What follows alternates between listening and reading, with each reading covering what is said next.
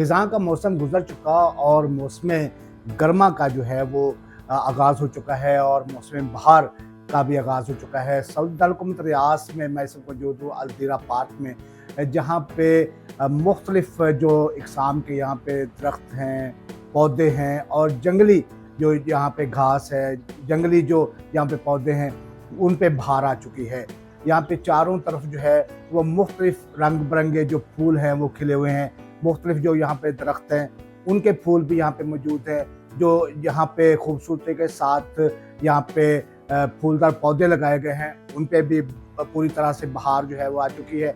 और इसी तरह से जो जंगली यहाँ पे घास है, जंगली पौधे हैं, उन पे भी पूरी तरह जो बहार है वो छा चुकी है।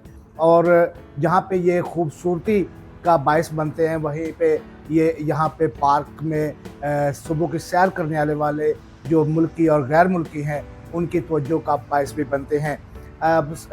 मैंने जैसा कि आपको बताया कि सऊदी अरब भर में इस हालिया बारिशों के बाद जो है दारुल-हुकूमत रियाज़ के अल-दीरा पार्क समेत बाकी जो पार्क्स हैं वहाँ पे भी ऐसे ही सूरत हाल देखने में आई है।